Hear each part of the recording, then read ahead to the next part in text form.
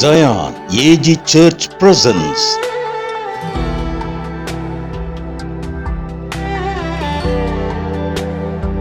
பாதைக்கு வெளிச்சம்.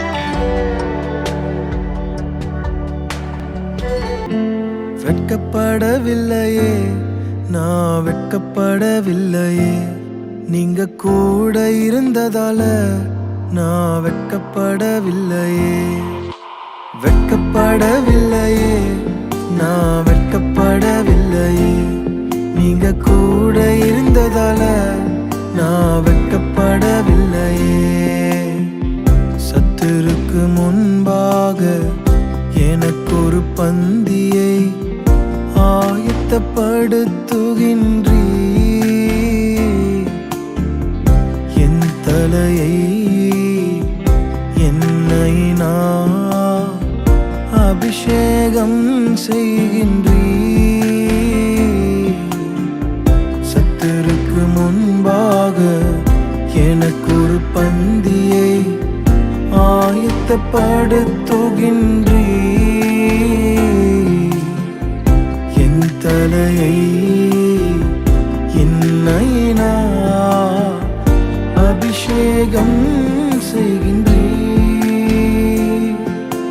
நன்றி நன்றி உமக்கு நன்றி நன்றி, என்ன வெட்கப்படுத்தலையே.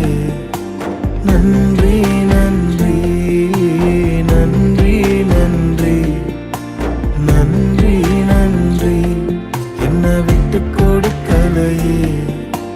நன்றி நன்றி. ஆண்டவராகிய இயேசு கிறிஸ்துவின் இனிய நாமம் மகிமைப்படுவதாக. பாதைக்கு வெளிச்சம் என்கிற இந்த நிகழ்ச்சிக்கு உங்களை அன்போடு வரவேற்கிறோம். இன்றைய தியானத்திற்காக நாம் எடுத்துக்கொள்கிற கர்த்தருடைய வார்த்தை சங்கீதம் 50:15 நான் உங்களுக்காக வாசிக்கிறேன். ஆபத்து காலத்தில் என்னை நோக்கி கூப்பிடு, நான் உன்னை விடுவிப்பேன், நீ என்னை மகிமைப்படுத்துவாய். Call upon me in the day of trouble, I will deliver you, and you shall glorify me. ஆபத்து காலத்தில் என்னை நோக்கி கூப்பிடு, நான் உன்னை விடுவிப்பேன், நீ என்னை மகிமைப்படுத்துவாய். ஹல்லேலூயா. ஆண்டவருடைய அற்புதமான வார்த்தைகளுக்காக நான் கர்த்தரை ஸ்தோத்திரிக்கிறேன். நாம் வாழ்ந்து கொண்டிருக்கிற இந்த காலத்திலே பலவிதமான காலங்கள் நமக்கு உண்டு. நெருக்கமான காலம், உபத்திரவ காலம், போராட்ட காலம். அப்படி போல ஆண்டவருடைய வசனம் இவ்விதமாக சொல்கிறது, ஆபத்து காலத்தில் என்னை நோக்கி கூப்பிடு. Call upon me the day of trouble. ஆபத்து காலத்திலே பல விதத்திலே சிக்கி தவித்து எனக்கு உதவி செய்வதற்கு ஒருவரும் இல்லையே, யார் இந்த ஆபத்திலிருந்து என்னை தூக்கிவிடப் போகிறார்கள் என்று கலக்கத்தோடு, வேதனையோடு, மன முறிவோடு, நம்பிக்கை இழந்து சோர்ந்து போய் ஒருவேளை இந்த காலை வேளையிலே இந்த செய்தி நீங்கள் கேட்டுக்கொண்டிருக்கலாம். இந்த காலை வேளையிலே உங்களை விடுவிக்கிற ஒரு அற்புதமான தேவனை நான் உங்களுக்கு சொல்கிறேன். தானியேல் 3:17 ஷாத்ராக், மேஷாக், ஆபேத்நேகோ நிச்சயத்தோடு சொன்னார்கள், நாங்கள் ஆராதிக்கிற தேவன் எங்களை தப்புவிக்க வல்லவர் என்று விசுவாசத்தோடு அவர்கள் அறிக்கை செய்தார்கள். 2 கொரிந்தியர் 1:10 சொல்கிறது, இப்படிப்பட்ட மரணத்தினின்று தப்புவித்தார், இப்பொழுதும் தப்புவிக்கிறார், இன்னமும் தப்புவிப்பார் என்று நாங்கள் அவரையே நம்பி இருக்கிறோம் என்று பவுல் விசுவாசத்தோடு சொல்கிற அற்புதமான வார்த்தைகளுக்காக நான் கர்த்தரை ஸ்தோத்திரிக்கிறேன். இந்த காலை வேளையிலும் ஒருவேளை பலவிதமான நெருக்கங்கள், போராட்டங்கள், சஞ்சலங்கள், எப்படி இந்த ஆபத்திலிருந்து தப்பிக்க போகிறோம் என்று தத்தளிப்போடு இந்த சத்தத்தை நீங்கள் கேட்டுக்கொண்டிருக்கலாம். நான் பிரசங்கிக்கிறேன், அன்பு தெய்வமாகிய இயேசு கிறிஸ்து உங்களுடைய எப்படிப்பட்ட நெருக்கங்கள், போராட்டங்கள், உபத்திரவங்களிலிருந்து உங்களை விடுவிக்க வல்லவர். ஆபத்து காலத்தில் என்னை நோக்கி கூப்பிடு, நான் உன்னை விடுவிப்பேன், நீ என்னை மகிமைப்படுத்துவாய் என்று அவருடைய வார்த்தை சொல்கிறது. அல்லேலூயா. ஆண்டவருடைய நல்ல நாமம் மகிமைப்படுவதாக. சங்கீதம் 46:1 பாருங்கள். தேவன் நமக்கு அடைக்கலமும் பலனும் ஆபத்து காலத்தில் அனுகூலமான துணையுமானவர். நாம் ஆராதிக்கிற அற்புதமான அன்பு இரட்சகராக இயேசு கிறிஸ்து அவர் அடைக்கலமானவர், அவர் நமக்கு பலனானவர். ஆபத்து காலத்தில் அனுகூலமான துணைமானவர். அல்லேலூயா. இந்த சத்தத்தை கேட்டுக்கொண்டிருக்கிற அன்பு சகோதரா சகோதரி, இந்த சத்தத்தை கேட்கிற வாலிபனே வாலிப மகளே, நீங்கள் என்ன ஆபத்தில் சிக்கி இருக்கிறீர்கள் என்று எனக்கு தெரியாது. ஆனால் உங்களுடைய சூழ்நிலைமைகளை அறிந்திருக்கிற அற்புதமான தேவனுடைய வார்த்தை உங்களுக்கு நேரே புறப்பட்டு வருகிறது. ஆபத்து காலத்தில் என்னை நோக்கி கூப்பிடு, நான் உன்னை விடுவிப்பேன், நீ என்னை மகிமைப்படுத்துவாய் என்கிற அற்புதமான தேவனுடைய ஜீவனுள்ள வார்த்தைக்காக நான் கர்த்தரை ஸ்தோத்திரிக்கிறேன். ஆபத்து காலத்தில் நாம் ஆராதிக்கிற தேவன் எப்படியெல்லாம் நமக்கு அனுகூலமான துணையாய் இருக்கிறார், எப்படியெல்லாம் நம்மை விடுவிக்கிறார் என்பதை பரிசுத்த வேதம் சொல்கிறது. 3 சம்பவங்களை உங்களுக்கு முன்பதாக சொல்லும்படி விரும்புகிறேன். நம்பர் 1, ஆபத்து காலத்தில் அவரே பதில், ஆபத்து காலத்தில் அவரே துணை, ஆபத்து காலத்தில் அவரே நமக்கு அமைதி. அல்லேலூயா. ஆபத்து காலத்தில் என்னை நோக்கி கூப்பிடு, நான் உன்னை விடுவிப்பேன், நீ என்னை மகிமைப்படுத்துவாய் என்ற அற்புதமான தேவ வார்த்தைக்காய் ஸ்தோத்திரம். நம்பர் 1, முதலாவது, ஆபத்தில் அவர்தான் நமக்கு பதில் தருகிறவர். ஆதியாகமம் 35ஆம் அதிகாரத்தினுடைய 3ஆம் வசனத்தை நான் உங்களுக்காக வாசிக்கிறேன்.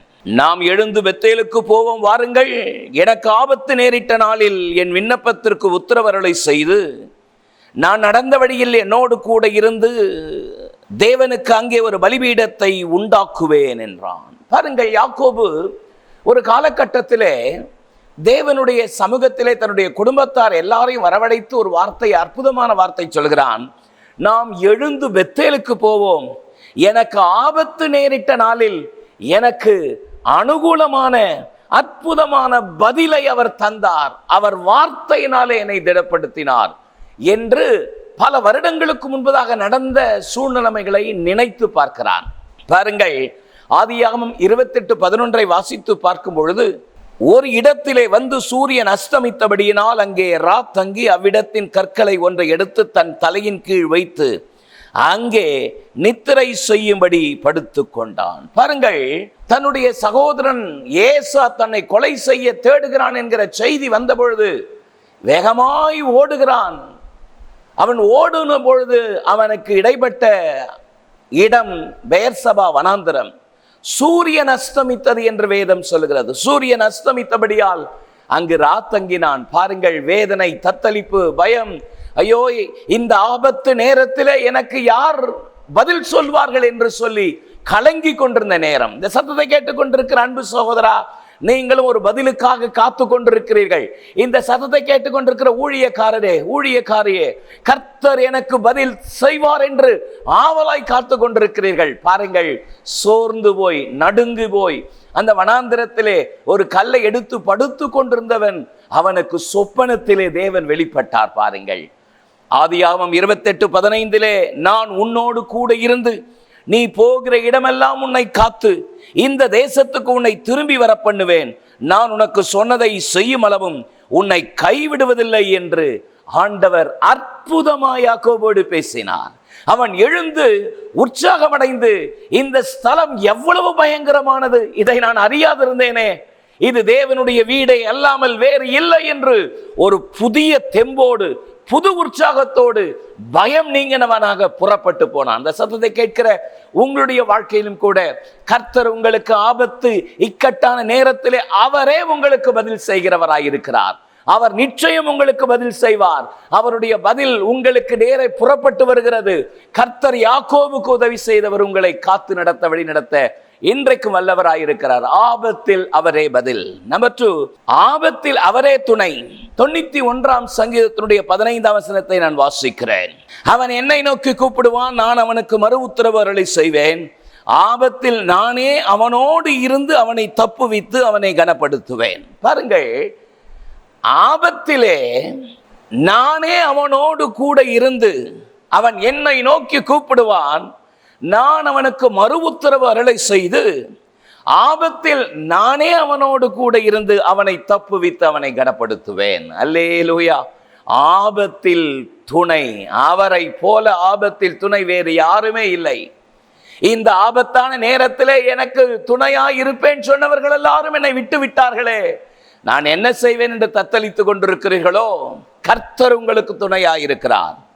மார்க் 4ஆம் அதிகாரம் 35ஆம் வசனத்திலிருந்து 41ஆம் வசனம் வரைக்கும் இருக்கிற வேத வசனத்தை வாசித்து பார்ப்பீர்களானால், 35 வசனத்திலே சாயங்கால வேளையிலே அவர் அவர்களை நோக்கி அக்கறைக்கு போவோம் வாருங்கள் என்று சொல்கிறார். பாருங்கள், அவர்கள் படவில் ஏறி சென்று கொண்டிருக்கிற நேரம் அது. இயேசு கப்பலின் பின்னணையத்தில் தலையணை வைத்து தூங்கிக் கொண்டிருந்தாராம். பாருங்கள், வேதம் மிக தெளிவாக சொல்கிறது. 37 வசனம், மார்க் 4:37. பலத்த சுழல் காற்று உண்டாகி படவு நிரம்பத்தக்கதாக அலைகள் அதன் மேல் மோதிற்று. 38 வசனம் பாருங்கள், ஏசாயரே, நாங்கள் மடிந்து போவதை குறித்து உமக்கு கவலை இல்லையா என்று கலங்கினார்கள். ஆமென். 39 வசனத்தை பாருங்கள், இயேசு எழுந்து காற்றை அதட்டி கடலை பார்த்து இறையாதே என்று கட்டளை கொடுத்தார். அல்லேலூயா. பாருங்கள், என்ன ஆச்சரியம்! உடனே அமைதல் உண்டாயிற்று. ஆபத்தில் அவர் அவர்களுக்கு துணையாய் இருந்து அவர்களுடைய ஜீவனை காப்பாற்றினார். ஹல்லேலூயா. ஒருவேளை பலவிதமான தத்தளிப்பின் மத்தியிலே சிக்கி கொண்டிருக்கிறீர்களோ, கடல் அலை எழும்புகிறதே, அவ்வளவுதான், இதோடு முடிந்து விட்டது, வாழ்க்கை முடிந்து விட்டது, வியாபாரம் முடிந்து விட்டது, எல்லாம் எதிர்காலம் முடிந்து விட்டது என்று சோர்ந்து போயிருக்கிறீர்களோ, காற்றையும் கடலையும் அதட்டி ஒரு பேரமைதியை ஏற்படுத்தின அன்பு ரட்சகர் உங்களோடு, உங்கள் படகில், உங்கள் நடுவில் இருக்கிறார். சோர்ந்து போகாதீர்கள். ஆபத்தில் அவரே நமக்கு துணையாயிருக்கிறார். ஹல்லேலூயா. ஆமென். 3வது, ஆபத்தில் அமைதி.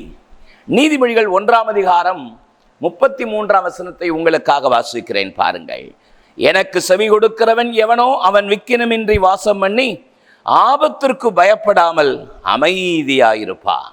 ஆபத்திற்கு பயப்படாமல் அமைதியாயிருப்பான். எத்தனை அற்புதமான வார்த்தை! ஆபத்து நேரத்திலே பயப்படாத மனிதர் யார் இருக்க முடியும்? ஆனால் வேதம் சொல்கிறது, எனக்கு செவி கொடுக்கிறவன் எவனோ அவன் விக்கினமின்றி வாசம் பண்ணி ஆபத்திற்கு பயப்படாமல் அமைதியாயிருப்பான். அல்லேலூயா. ஆமென். 1 ராஜாக்கள் 4:25 வாசித்து பாருங்கள். சாலமோனுடைய நாட்கள் எல்லாம் தான் துவங்கி பெயர்சபா மட்டும் யூதா இஸ்ரவேல் அவரவர் தங்கள் தங்கள் திராட்சை செடியின் நிழலிலும் தங்கள் தங்கள் அத்திமரத்தின் நிழலிலும் சுகமாய் குடியிருந்தார்கள். சாலமோனின் நாட்களில் யுத்தம் இல்லாமல் அமைதியாய் இருந்தது தேசம். இந்த அமைதியை தருகிறவர் யார்? நான் பிரசங்கிக்கிற அன்பு தெய்வமாக இயேசு கிறிஸ்து. ஒருவேளை வாழ்க்கையில அமைதி இல்லாமல் சோர்ந்து போய் தத்தளித்து, ஐயோ என்றைக்கு இந்த போராட்டங்கள், என்றைக்கு இந்த சூறாவளி ஓயும் என்று சொல்லி வாழ்க்கையிலே மாறி மாறி மாறி போராட்டங்கள், பிரச்சனைகளை கண்டு துவண்டு போயிருக்கிறீர்கள், சோர்ந்து போயிருக்கிறீர்கள். ஆண்டவராக இயேசு கிறிஸ்துவினுடைய வார்த்தை உங்களுக்கு நேரே புறப்பட்டு வருகிறது. ஆபத்தில் அவரே நமக்கு அமைதியானவர். ஆமென்.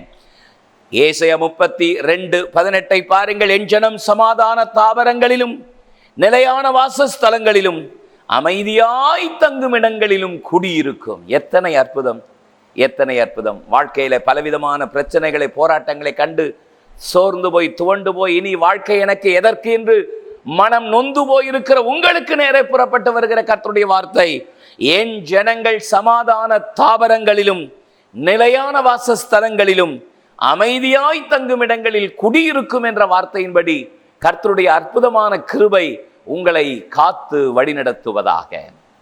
ஆபத்தில் அவரே பதில், ஆபத்து காலத்தில் அவரே துணை, ஆபத்து காலத்தில் அவரே அமைதி. உங்களுக்காக நான் ஜெபிக்கட்டுமா? சர்வ வல்லமையுள்ள எங்கள் நல்ல தேவனே, நாங்கள் உம்மை துதிக்கிறோம். பாதைக்கு வெளிச்சம் என்கிற இந்த நிகழ்ச்சியை பார்த்து கொண்டிருக்கிற உம்முடைய பிள்ளைகள் மேலே உம்முடைய தேவ கரம் இப்பொழுது அமரட்டும். ஆண்டவரே, உம்முடைய பிள்ளைகள் எந்த விதமான ஆபத்திலே சிக்கி கொண்டிருக்கிறார்கள் என்பதை நான் அறியேன். ஆனாலும் கர்த்தருடைய ஆவியானவர் நீர் நன்கு அறிந்திருக்கிறீர். இந்த ஆபத்து நேரத்தில் உம்முடைய பிள்ளைகளை விடுவித்து அவர்களுக்கு நீரே பதில் தந்து, நீரே துணையாயிருந்து, நீரே அவர்களுக்கு அமைதியை தந்தருடுவீராக.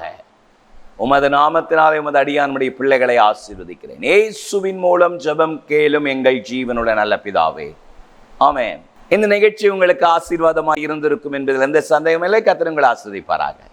சீயோன் ஏஜி திருச்சபையின் ஆராதனை நேரங்கள்: முதல் ஆராதனை ஞாயிறு காலை 6:30 மணிக்கு, இரண்டாவது ஆராதனை ஞாயிறு காலை 9 மணிக்கு, மூன்றாம் ஆராதனை மற்றும் வாலிபருக்கான ஆராதனை காலை 11:15 மணிக்கு, மாலை ஆராதனை 6:30 மணிக்கும், சிறுவர் ஆராதனை ஞாயிறு காலை 7:30 மணிக்கும் மற்றும் 10:30 மணிக்கும் நடைபெறுகிறது. இவ்வாராதனைகளில் பங்கு பெற்று இறையாசியை பெற்று மகிழுங்கள். நீங்கள் தொடர்பு கொள்ள வேண்டிய முகவரி ரெவரண்ட் பி. சுதாகர் சாமுவேல், தலைமை போதகர், சியோன் ஏஜி திருச்சபை, எண் 8, புத்தர் தெரு, காமராஜபுரம். செல்போன் 9382117257 மற்றும் 9381117257.